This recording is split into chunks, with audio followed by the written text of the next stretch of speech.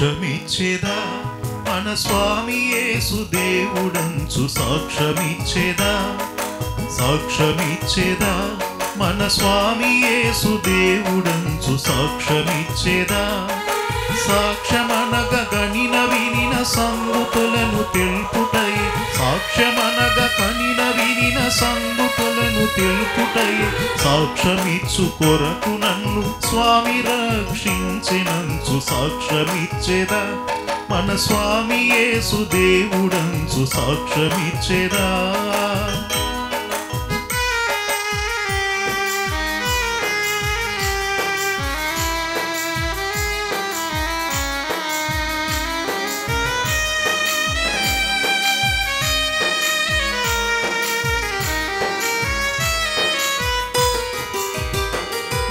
దిక్కుదెసయులేని నన్ను దేవుడెంతో కనికరించి దిక్కుదెసయులేని నన్ను దేవుడెంతో కనికరించి మక్కువతో నాకు నెట్లు మనశ్శాంతినిచ్చినాడు సాక్ష్యమిచ్చేదా మన స్వామి యేసు దేవుడంచు సాక్ష్యమిచ్చేదా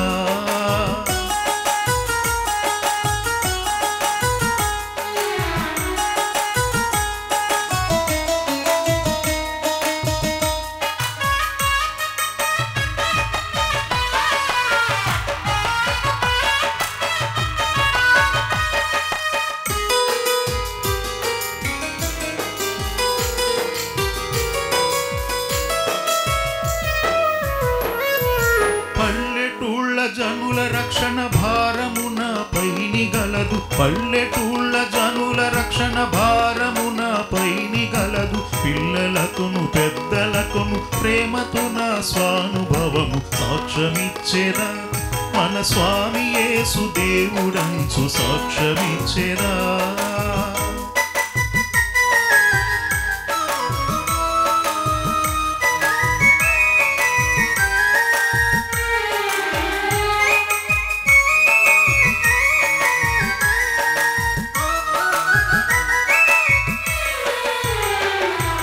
బోధ చేయలేను వాదములకు బోను నాకదేల బోధ చేయలేను వాదములకు బోను నాకదేల నాదుడేసు ప్రభును గూర్చి నాకు తెలిసినంత వరకు సాక్ష్యమిచ్చేదా మన స్వామి యేసు దేవుడనుచు సాక్ష్యమిచ్చేదా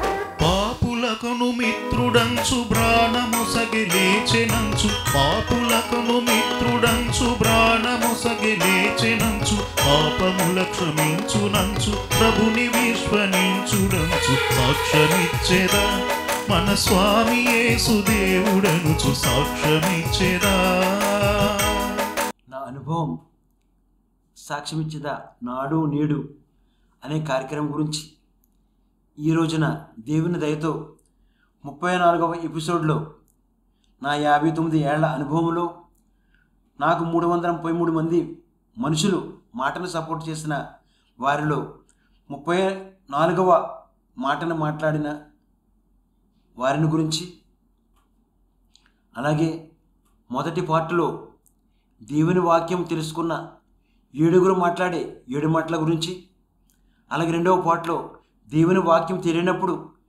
7 రకాల కష్టఫలితో 7 అనుభవ సాక్ష్యముల గురించి మూడవ పార్టులో దేవుని వాక్యం తెలుసుకున్న నేను 30 ఏళ్లుగా 7 మాటలతో 7 రకాలుగా 1000 స్తుతి స్తోత్రం చెల్లించుట గురించి ప్రతిరోజు కూడా ఈ కార్యక్రమం మోక్ష మార్గం టీవీ ఛానల్స్లోను యూట్యూబ్ ఛానల్స్లోను ప్రతిరోజు సాయంత్రం 7 గంటల నుంచి 7 గంటల 30 నిమిషాల వరకు నా అనుభవం సాక్ష్యం ఇచ్చేదా నాడు నేడు అనే కార్యక్రమాలుగా 1000 స్తోత్రాలు చెల్లించుట గురించి పాత నిబంధనలో 333 పత్రికలో 333 సువార్తలో 333 వాక్యాలు తీసుకుని 1000 స్తోత్రాలు చెల్లించుట గురించి కూడా ఈ కార్యక్రమంలో మీ అందరికీ చెప్పబోతున్నాను. ముందుగా మొదటి పార్ట్లో 7 మాట్లాడి 7 మాటలలో మొదటి మాట 1965లో 1965లో నాడు నిరుపేదలైన డైలీ కూలీలు ఆంధ్రప్రదేశ్ తెలంగాణలో కొన్ని పల్లెటూర్లలో అన్ని మతాలలో అన్ని కులాలలో ఉండే నిరుపేదలైనటువంటి వారు డైలీ కూలి పనికి ప్రతిరోజు కూడా సెంటరింగ్ పనుల నిమిత్తమై సెంటరింగ్ మేస్త్రులుగా పనులకి వెళ్ళేవారు. నేడు 2024 సంవత్సరంలో నిరుపేదలైన వారసులు పట్టణాలలో ఫారిన్ కంట్రీస్లో పనులు చేస్తున్నారు. ప్రభుత్వ పథకాలు వస్తున్నాయి. గ్రామాలను దత్తత తీసుకున్న వారికి అలాగే మాటలు సపోర్ట్ చేసిన వారికి మనం ఎప్పుడూ కూడా కృతజ్ఞతలు చెల్లించాలి.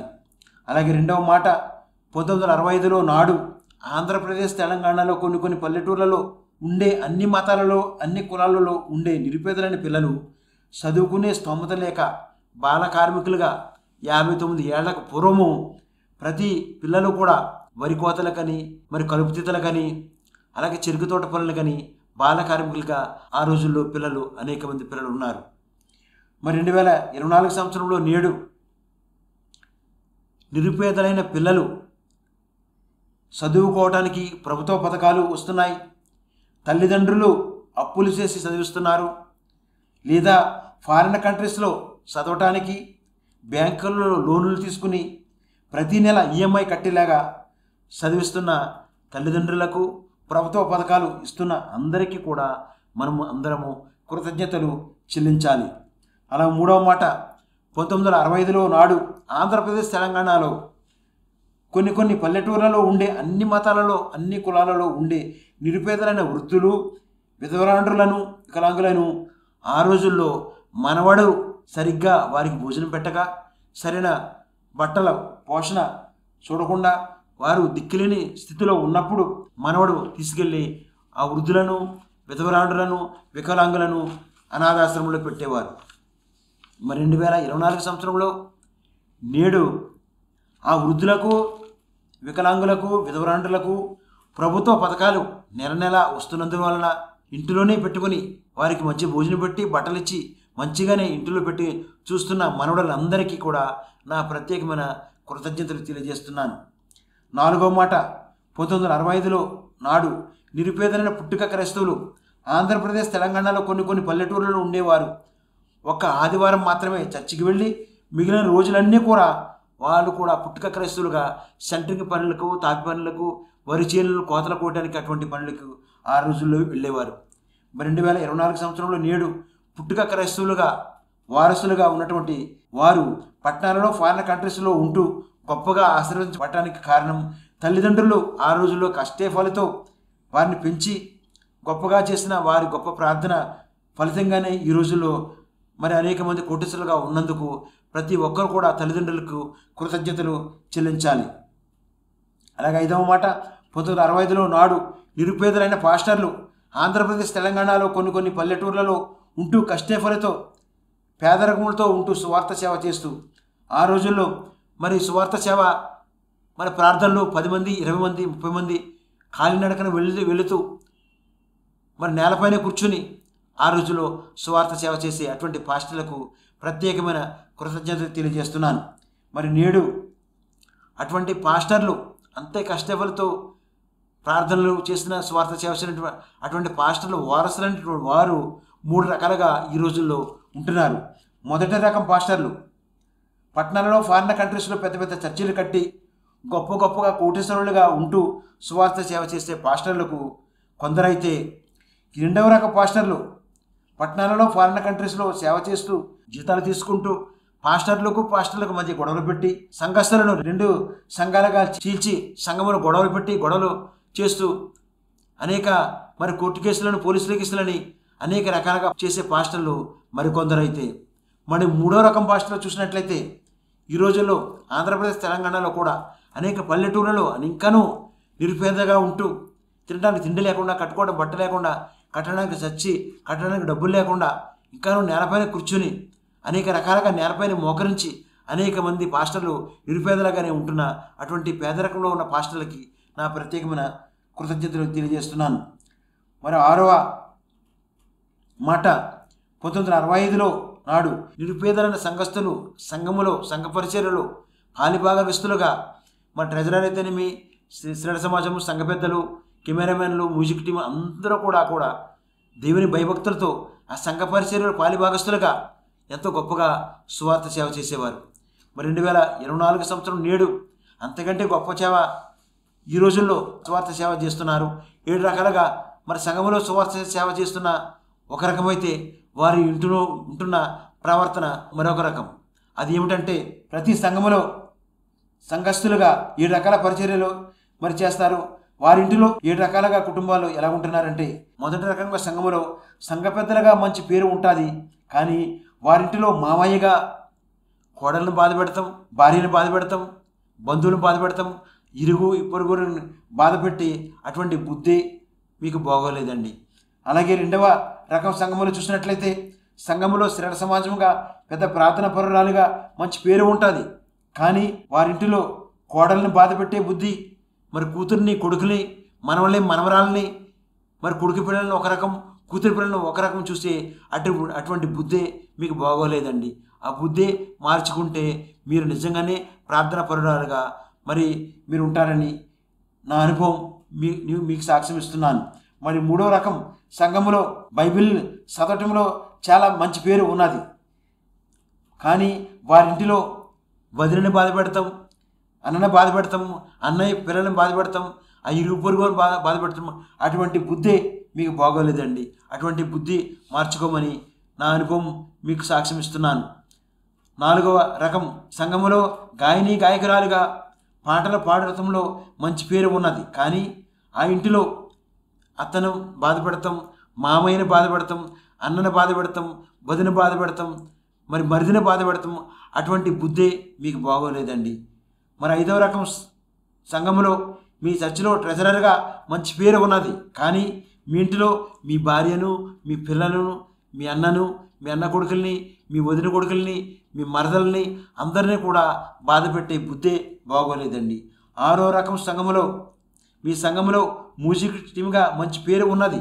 కానీ మీ ఇంటిలో తల్లిని బాధ పెడతాం, అన్నని బాధ పెడతాం, వదిని బాధ పెడతాం, మీ భార్యని బాధ పెడతాం, మీ బిడ్డలను బాధ పెడతాం. అటువంటి బుద్ధే మీకు బాగోలేదండి.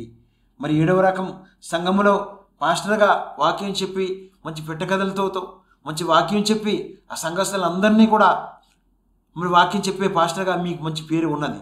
కానీ మీ తోటి పాస్టర్లతో గొడవలు పెట్టుకోవటం, సంఘస్థులతో గొడవలు పెట్టుకోవటం, శ్రేణ సమాజంతో గొడవలు పెట్టుకోవటం, మరి అనేక రకాలుగా గొడవలు పెట్టుకుని కోర్టుల కేసులు, పోలీసుల కేసులు, చర్చలో గొడవలు పెట్టుకుని అటువంటి బుద్ధే మీకు బాగోలేదు పాస్టర్ గారు.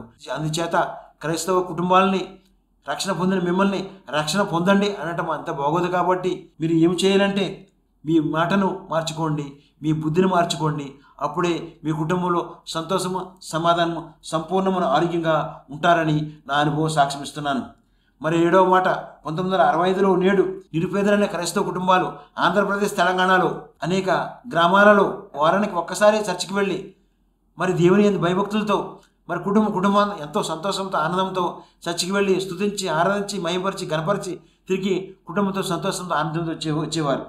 మరి 2024 సంవత్సరంలో నేడు క్రైస్తవ కుటుంబాలలో పట్టణాలలో, ఫారిన్ కంట్రీస్లో ఉంటున్నారు. 24 గంటలు వాక్యం వింటున్నారు, మరి పాటలు పాడుతున్నారు, మ్యూజిక్లు వాయిస్తున్నారు, వాక్యాలు చెప్తున్నారు, ఎంతో భక్తిగా ప్రార్థన చేస్తున్నారు, ఉపవాసాలు చేస్తున్నారు, 40 రోజులు ఆచరిస్తున్నారు. అయితే అటువంటి కుటుంబాలలో ఈ రోజుల్లో సంతోషం లేదు, సమాధానం లేదు, సంపూర్ణమైన ఆరోగ్యం లేకుండా ఒకే ఇంటిలో ఉంటున్న తల్లిని, 2వ కూతురిని కలిపేది మాట్లాడే మాట, ఒకే ఇంటిలో ఉంటున్నటువంటి తల్లిని, 2వ కూతురిని విడదీసేది కూడా మాట్లాడే మాట, ఒకే ఇంటిలో ఉంటున్న తల్లిని, చిన్న కూతురిని కలిపేది మాట్లాడే మాట, ఒకే ఇంటిలో ఉంటున్న తల్లిని, చిన్న కూతురిని విడదీసేది కూడా మాట్లాడే మాట, ఒకే ఇంటిలో ఉంటున్న తండ్రిని, తల్లిని కలిపేది మాట్లాడే మాట, ఒకే ఇంటిలో ఉంటున్న తల్లిని, తండ్రిని కలిపేది కూడా మాట్లాడే మాట, ఒకే ఇంటిలో ఉంటున్న అందరినీ కలిపేది మాట్లాడే మాట, ఒకే ఇంట్లో ఉంటున్న అందరినీ కూడా విడదీసేది కూడా మాట్లాడే మాట. అందుకోసమే మీ నోటిని అదుపు చేయండి, అందుకోసమే మీ మాటను పొదుపు చేయండి, మీ బుద్ధికి రక్షణ ఇవ్వండి, మీ బుద్ధిని మార్చుకోండి. అప్పుడే మీ కుటుంబంలో సంతోషము, సమాధానము, సంపూర్ణమైన ఆరోగ్యంతో ఉంటారని నా అనుభవం సాక్ష్యం ఇస్తున్నాను. ఇప్పుడు ఒక స్తుతిగీతం విందాము. స్తుతిగీతం విన్న తర్వాత 2వ పార్ట్లో దేవుని వాక్యం తెలియనప్పుడు 7 రకాల కష్టఫలతో 7 రకాల అనుభవాల సాక్ష్యం గురించి, మరి 3వ పాటలో దేవుని వాక్యం తెలుసుకున్న నేను 30 ఏళ్ళుగా 7 మాటలతో 1000 స్తోత్రాలు మరి పాత నిబంధన పత్రిక స్వార్థ పాఠ్యంలో మరి 1000 స్తోత్రం స్తుతించడం గురించి మీ అందరికీ చెప్పబోతున్నాను. దేవునికి స్తోత్రము గానము చేయుటయే మంచిది, మనమందరము స్తుతి గానము చేయుటయే మంచిది. దేవునికి స్తోత్రము గానము చేయుటయే మంచిది, మనమందరము స్తుతి గానము చేయుటయే మంచిది.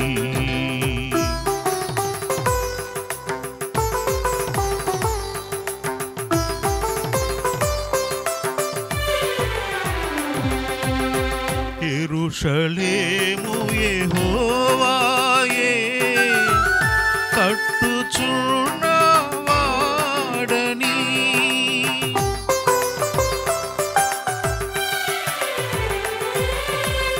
యెరూషలేము యెహోవాయే కట్టుచున్నవాడని, ఇశ్రాయేలీయులను పోగు చేయువాడని,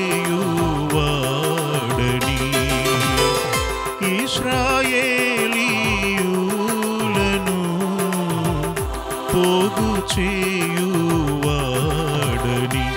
దేవునికి స్తోత్రము గానము చేయుటయే మంచిది.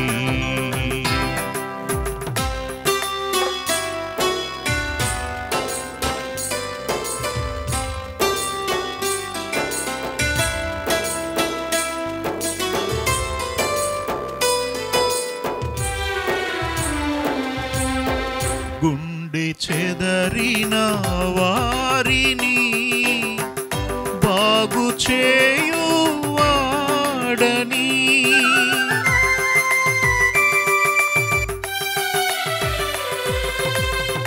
గుండె చెదరిన వారిని బాగు చేయువాడని, వారి గాయములన్నీయు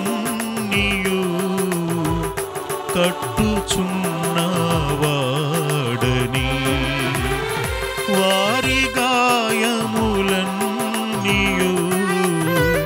కట్టుచున్నవాడని. దేవునికి స్తోత్రము గానము చేయుటయే మంచిది. నక్షత్రముల సంఖ్యను ఆయనే నియమించెను, వాటి కన్నీయు పేరులు పెట్టుచున్నవాడని, వాటి కన్నీయు పేరులు పెట్టుచున్నవాడని. దేవునికి స్తోత్రము గానము చేయుటయే మంచిది. 2వ పాటలో మొదటి అనుభవ సాక్ష్యం ఏమిటంటే, నా 59 ఏళ్ల అనుభవంలో 333 మంది మాట సపోర్ట్ చేసిన వారిలో 34వ మాట మాట్లాడిన వారు 35 రూపాయలకు కూలి పనికి కృష్ణానగర్ ల్యాబొరేటరీపై పనికి తీసుకెళ్లిన మాట సపోర్ట్ చేసిన వారికి నా ప్రత్యేకమైన కృతజ్ఞతలు తెలియజేస్తున్నాను. అటువంటి మాట సపోర్టు పని నేర్పి ప్రభువును నిద్రించిన వారికి కూడా వారికి పాదాభివందనాలు తెలియజేస్తున్నాను. అలాగే 2వ అనుభవ సాక్ష్యం 1987లో నాడు దేవుని వాక్యం తిరిగినప్పుడు హైదరాబాదులో నిరుద్యోగ సమస్యతో మరి సరైన భోజనం లేకుండా, మరి 6 నెలల వరకు భోజనం లేకుండా, సరైన బట్ట లేకుండా, మరి వండుకోవడానికి సరైన సామాను లేకుండా రోడ్ల వెంట తిరుగుతూ నిరుద్యోగ సమస్యతో బాధపడేవాడిని. మరి 3వ అనుభవ సాక్ష్యం 1988లో దేవుని వాక్యం తిరిగినప్పుడు హైదరాబాదులో మరి ఉద్యోగం లేక రోడ్డుపై తిరుగుతూ ఉండగా మరి జూబ్లీస్ ల్యాబొరేటరీపై 35 రూపాయలకు డోలుపూర్ పని చేయడానికి తీసుకెళ్లిన మేస్త్రికి నా ప్రత్యేకమైన కృతజ్ఞత తెలియజేస్తున్నాను. మరి మేస్త్రి అయితే నన్ను పనికి తీసుకెళ్ళాడు. పనికి తీసుకెళ్ళిన చోట ఎక్కడైతే పని చేస్తున్నానో నాకంటే సీనియర్ మేస్త్రులు మరి పని మంచిగా నేర్చుకుంటానని నేను తీసుకెళ్ళిన అన్నం బాక్సులో అన్నమంతా మధ్యాహ్నం తినేసి అందులో నేను ఏదైతే మరి డోలుపూర్ రాయి పని చేస్తున్నానో ఆ డోలుపూర్ రాయి ముక్కలన్నీ కొట్టి అన్నమంతా వాళ్ళు తినేసి ఆ డోలుపూర్ రాయి ముక్కలు ఆ బాక్సులో పెట్టేవారు. అలాగా ప్రతిరోజు కూడా నేను మధ్యాహ్నం భోజనం లేకుండా అటువంటి డోలుపూర్ రాయి పని కూడా నేర్చుకోవడం జరిగింది. మరి 4వ అనుభవ సాక్ష్యం 1990లో దేవుని వాక్యం తెలియనప్పుడు హైదరాబాద్లో ఆర్థిక సమస్యలతో మరి అనేక రకాలుగా బాధపడటం జరిగింది. మరి వాళ్ళు ఇచ్చే 15 రూపాయలు 20 రూపాయలు కూలి సరిపోలేనందుకు మరి అప్పులు చేసి ఇంటికి సరిపడా సరుకులు తేవడం కానీ ఇంటి అద్దె గట్ట కావడం కానీ మరి అనేక రకాలుగా అప్పులు చేయడం జరిగేది. మరి 5వ అనుభవ సాక్ష్యం 1994లో దేవుని వాక్యం తెలియనప్పుడు హైదరాబాద్లో మరి 12 చోట్ల అద్దెకు ఉండటం జరిగింది. ఆ 12 చోట్లలో 4వ చోట ఏమిటంటే మరి వెంకటగిరిలోనే 300 రూపాయలకు మరి అద్దెలు తీసుకుని ఉండటం జరిగింది. మరి 6వ అనుభవ సాక్ష్యం 1994లో దేవుని వాక్యం తెలియనప్పుడు హైదరాబాద్లో 7 రకాల అనారోగ్యాలతో బాధపడటం జరిగింది. మరి 7 రకాల అనారోగ్యంలో 5వ అనారోగ్యం ఏంటంటే 24 గంటలు జ్వరంతో బాధపడుతూ పనికి వెళ్ళి ఇంటికి వచ్చేసరికి జ్వరంతో బాధపడేవాడిని.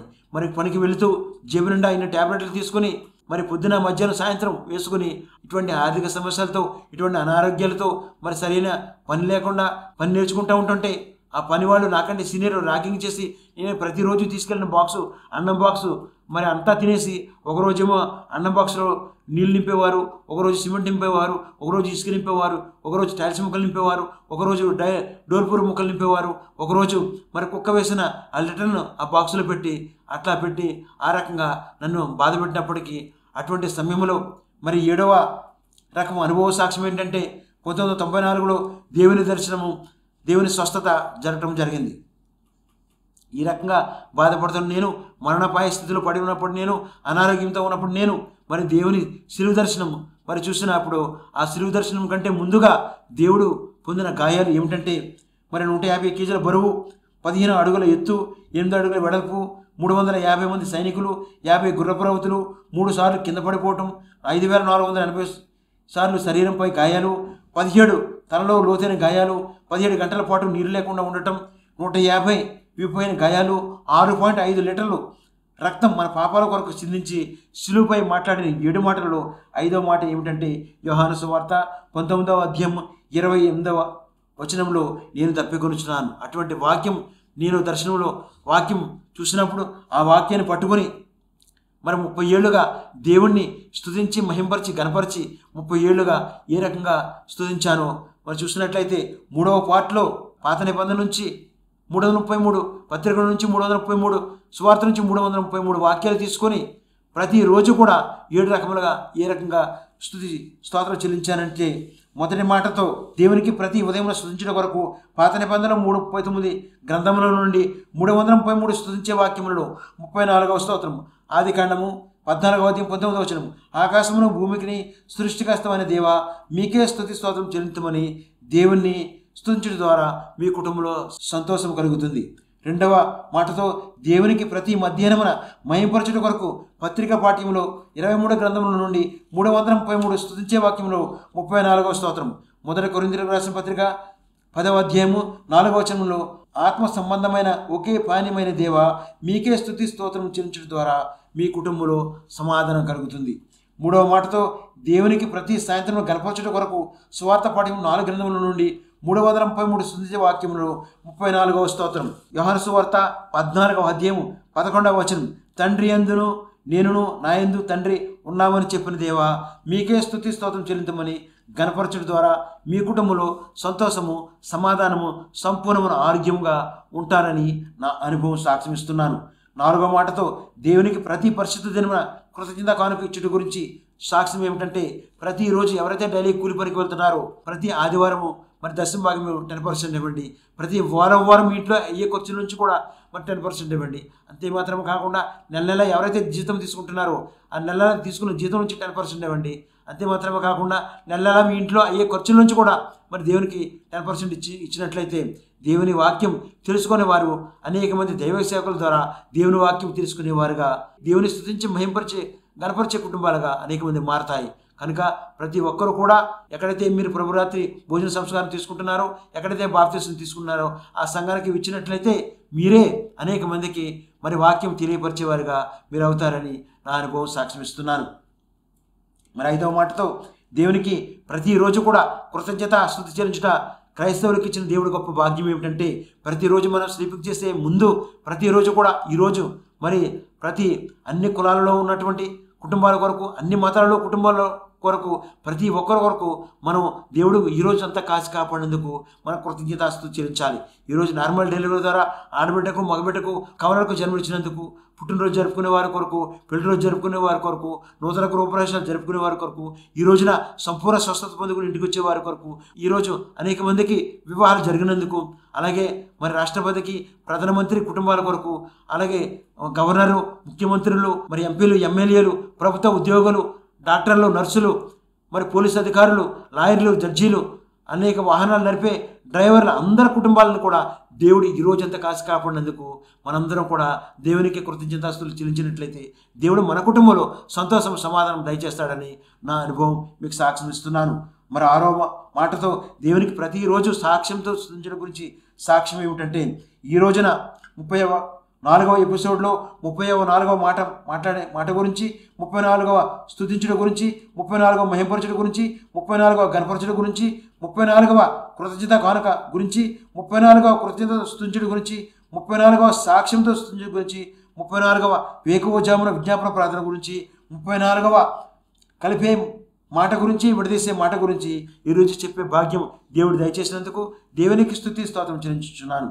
మరి 7వ మాటతో దేవునికి ప్రతి వేకువజామున విజ్ఞాపన ప్రార్థన మీరు నేను కలిసి ప్రతిరోజు కూడా చేసే విజ్ఞాపన ప్రార్థన ఎవరి కోసం అంటే, మొదటి పార్టీలో నేను చెప్పిన విధముగా ఎవరైతే నిరుపేదలుగా డైలీ కూలి పనికి వెళ్తున్నారు, నిరుపేదలుగా ఉంటూ చదువుకుని స్తోమత లేకుంటున్నారు, నిరుపేదలుగా వృద్ధులు, వికలాంగులు, విధవరాండ్రులు ఉంటున్నారు, మరి నిరుపేదలుగా పుట్టుక క్రైస్తవులు ఉంటున్నారు, నిరుపేదలుగా అన్ని మతాలలో, అన్ని కులాలలో ఉంటున్నారు, నిరుపేదలుగా మరి పాస్టర్లు ఉంటున్నారు, నిరుపేదలుగా సంఘస్థులు ఉంటున్నారు, నిరుపేదలుగా క్రైస్తవ కుటుంబాలు ఉంటున్నారు. వారందరి కొరకు మనం ప్రార్థన చేద్దాం.